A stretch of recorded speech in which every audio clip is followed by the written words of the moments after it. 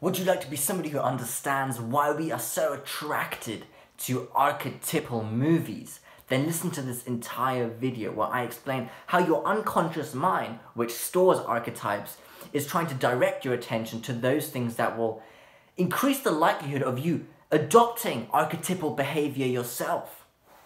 So before we get into this video, please give it a thumbs up and subscribe to my channel if you'd like to learn more about self-development, dating, Jungian psychology, and how to reduce suffering in life. Let's get into it. So one of the most watched movies of all times, according to IMDb, is like Star Wars, A New Hope, Lord of the Rings, Return of the King, The Wizard of Oz, The Godfather, The Lion King. All of these archetypal, which is the reason why people love them so much and the reason why they're actually so successful and have been watched so frequently. Okay, but what is an archetype exactly? Okay, so archetypes are a bit tricky to understand, but I'll try to use a very logical reasoning for their existence and what they mean. So the human genome, human DNA, is designed to survive. That's like its primary goal, its survival. And there are some behaviors in life that increase your survival rate and some behaviors that decrease your survival rate. And over time, as evolution has proceeded, over millions of years of evolution, a lot of people have died off. A lot of genetic DNA has not survived. But some has survived, and we're the product nowadays of people who have survived. And those are the product of people who have behaved in ways that have increased their survival rate and hence survived. And those would be behaviors like being generous, going out into the unknown to discover new territories and then dominate, conquer these territories. So you understand the territories and know how to survive in them. That increases your adaptability, so to say. And we are the products of those people who have done well at that. And as time has moved along, the human genome has realized, okay, in order to survive, I need to get the human body that encapsulates my DNA to behave in certain ways. And these are archetypal behaviors. As time has moved along, these successful behaviors have ingrained themselves into your genome, into the human genome, and have been absorbed and coded into the genome. And then, in order to survive, the human DNA has evolved to anticipate this behavior in your lifetime. So it tries to get you to autonomously influence you to act out the behaviors in order to increase your survival rate. And those are archetypal behavioral patterns. They increase your survival rate according to the environment you are in. And humans have always been subjected to the same environments. It's like finding a sexual partner, war, trading, being in a tribe. It's always the same things. And those behaviors are still essentially relevant to nowadays because, yeah, we're subjected to very similar circumstances. So, okay, so that's what an archetype is. It's basically a behavioral pattern that your genome anticipates you to act out in order to increase your survival rate. So I have known that humans are attracted to archetypal stories for a while now.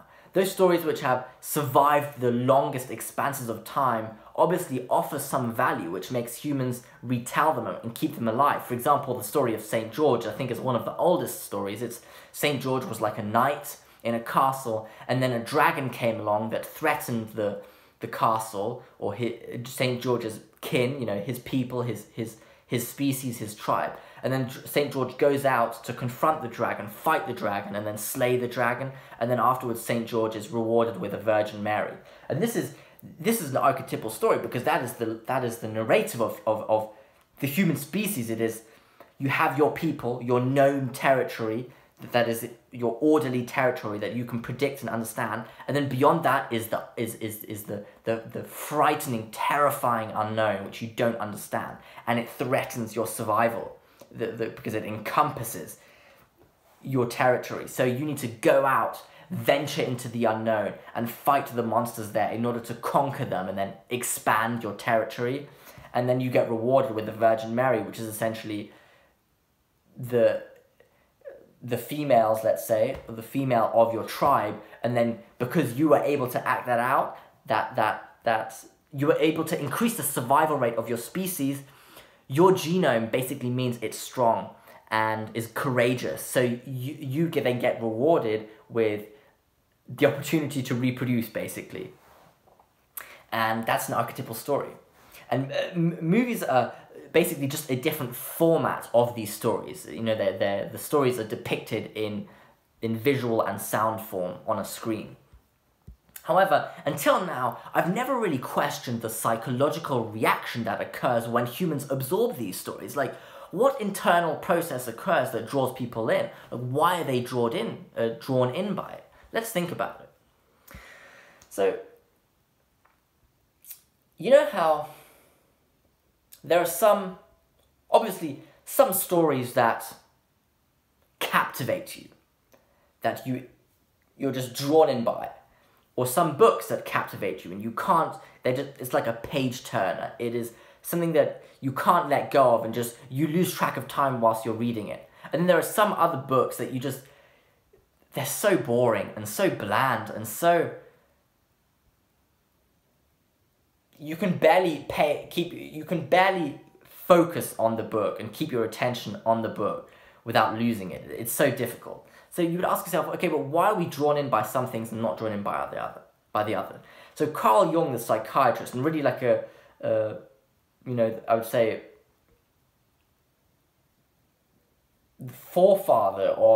one of the forefathers of the unconscious mind theories and archetypal, or let's say depth psychology, he believed you have something called the self-archetype. Now, the self-archetype is basically your highest potential that you could achieve in life.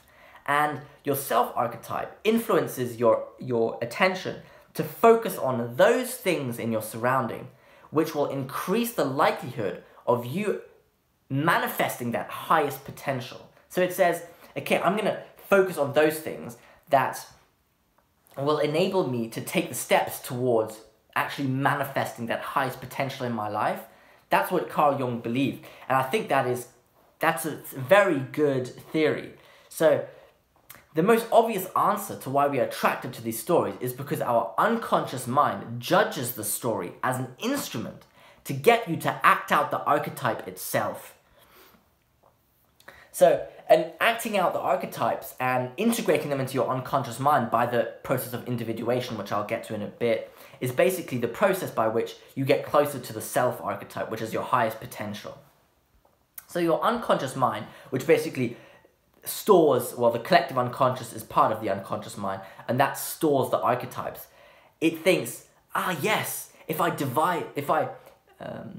direct my undivided attention to this movie and trigger an intense emotional reaction within the body, then I, as the person watching, will be mesmerized by this story.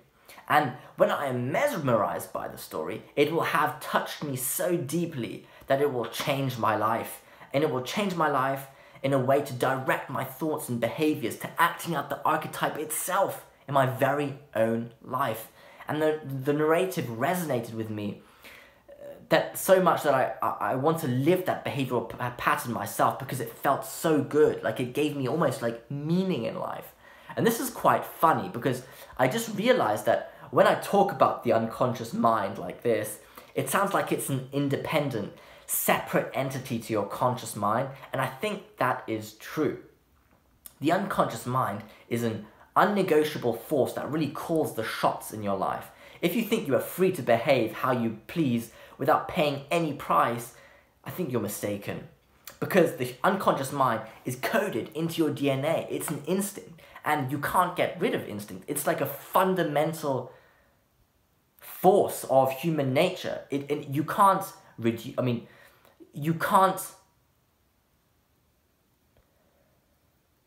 cannot cut it off, essentially. It's always going to be there. Therefore, it's unnegotiable.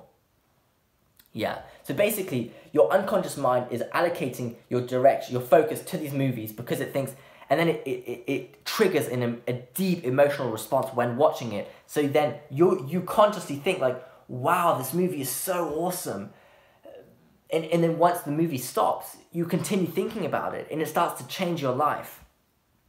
So your unconscious mind is simply projecting an archetype out onto your surrounding, let's say the movie. And then and thereby the archetype is entering the sphere of your consciousness. This process of projection is a basic means, like a bridge, for your unconscious mind to communicate with your conscious mind. It's basically your unconscious mind, which obviously is unconscious, so you're not aware of it, needs to bridge, because it wants you to act out these archetypes, so it uses projection out onto something in your environment, which you can consciously interpret and thereby internalize it. It's like that's the process of projection. And I think it is super important to be aware of this process, because it gives you the opportunity to accelerate the adoption of archetypal behavior in your own life. I mean, you can still deny the influence of archetypes on your real life behavior. Just because you watch an archetypal movie doesn't mean you're going to act out the behavior with certainty.